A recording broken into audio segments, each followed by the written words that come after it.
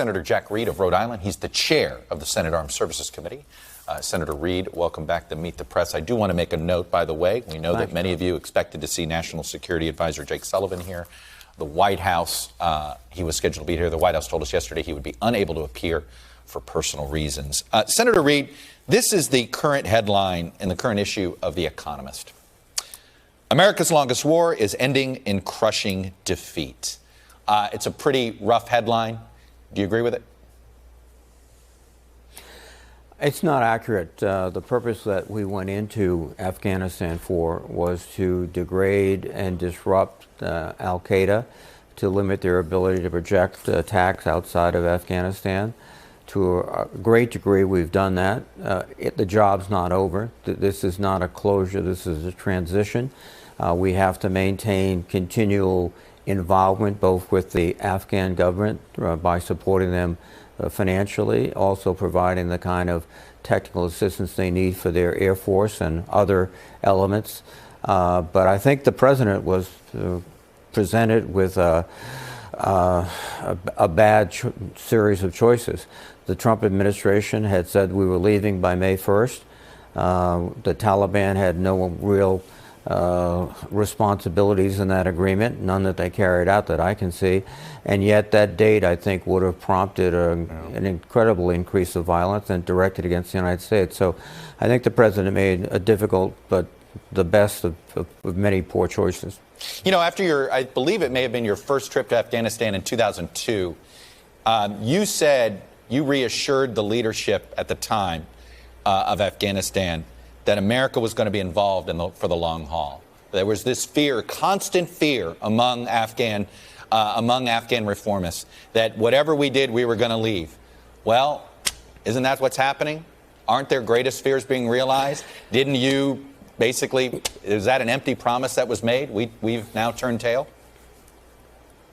No, I think some of the factors that we have to consider is that in 2002, we were prepared and we had a permissive situation. We had destroyed the Taliban. One of the critical strategic mistakes was the pivot to Iraq, which I opposed. And one reason I opposed it is I thought it would eventually lead to compromising our resources and our attention to Afghanistan, and it did. We've tried to resuscitate that approach to Afghanistan over several surges. They have not been successful. And 20 years of effort and thousands of American lives, I don't think represents a shallow promise in 2002. Let me ask you this. Had President Biden decided that, you know, because there's a debate on are we at war or not at war, but there was some thought of a stabilizing force, some presence, not dissimilar to Japan, Korea, or Germany. Would there have been support for that in Congress? For a stabilizing force that was basically at Bagram Air Base for an undetermined amount of time? Perhaps, but I don't think there was an overwhelming sense in the Congress that we should stay. I think the reaction to the departure has been one of generally acceptance. I think the other factor that should be considered is that as long as the Taliban had a safe haven, which they do in Pakistan, they would continue to flow in, put pressure on. We could hold them perhaps at bay. But I think at this juncture, the president decided any type of increase in forces, increase in presence would be in the long term ineffective. And 2,500 personnel is not exactly a decisive force to have, particularly if the Taliban continues to gain strength. Well, I want to show what the Taliban's strength here. We have this map. It's courtesy of the Foundation of the Defense of Democracy, their long war journal. And here in the dark red are where Taliban control things as of April 13th. Now watch how this part of Afghanistan only gets redder, as you will see here. It gets redder and redder. The gray area is what is controlled by Afghan security forces, and the pink, by the way, is contested. The point is, the Taliban, Senator, now have control of over half the territory. Do you think Kabul will hold? I think Kabul will hold. The question is, can it hold long enough to create a political solution between the sides? what you've seen is the encroachment of the Taliban. Most of that has been without military action. Most of that has been essentially going in and persuading or paying off the local leadership, and they've been preparing for that for many, many months.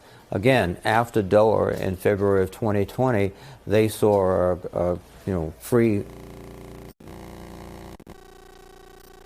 Do you think Doha was a mistake? I think, though, that, by the way, you keep pointing back to this. You think the initial agreement that the Trump administration made with the Taliban was a mistake? I think it was, because I think it set a fixed date rather than imposing conditions that would have then let us depart Afghanistan. And it also, most of the conditions on the Taliban were unenforceable. They claimed that they would disassociate themselves from al-Qaeda. Clearly, that's not the case. I think that some of the agreement was, if you don't buy the Rust Taliban, if you don't buy the Rust Taliban, if you don't buy the Rust Taliban, if you don't buy the Rust Taliban, if you don't buy the Rust Taliban, if you don't buy the Rust Taliban, if you don't buy the Rust Taliban, if you don't buy the Rust Taliban, if you don't buy the Rust Taliban, if you don't buy the Rust Taliban, if you don't buy the Rust Taliban, if you don't buy the Rust, etc. So I think it was, it did not help at all. All right. We're not going to be in Afghanistan. We're not going to be Iraq. What's the future of Gitmo? Are we about to shut it down as a prison facility? I don't think we are. I think we're in a situation, and again, this is both legal and policy and political. There's still a reluctance, particularly on many of my colleagues on the other side, to bring these prisoners under jurisdiction of a federal court. Right. By the way, that's where we've convicted most of the terrorists that we've captured. And then the legal situation has been so confused over the last 20 years in terms of, what's the proper procedure. That's another complicating factor. One of the concerns we have, and we're trying to address it in the next National Defense Bill, is that at least the health care of these individuals will be appropriately monitored. Now they're getting into their 60s and 70s, and we have a humanitarian and a legal obligation to provide them adequate health care. And very quickly, apparently the reason we're delaying the issue of Afghan translators is there's a debate about whether they should get legal standing in a U.S. territory. Are we really debating whether to give these Afghan translators due process rights? I mean, why shouldn't they get refugee status on an American territory like Guam? I completely agree with you. We have been trying through the appropriations process not only to clarify that, or at least work with the administration to clarify that, but we have about 18,000 visas that are still being processed. Sam, the gentleman that you interviewed, is one of those. We probably need 20,000 more so that we can legally get them out. And Senator Shaheen and others have been leading that effort. We hope we can get that done quickly. But I know the military is planning contingency operations to get them to a safe place where we can process them effectively. We have a moral obligation to help get out people who risk their lives helping us. That's for sure. Senator Jack Reed, Chairman of the Senate Armed Services Committee, appreciate you coming on with the last-minute invite. Thank you, sir. Hey, thanks for watching our YouTube channel. Follow today's top stories and breaking news by downloading the NBC News app.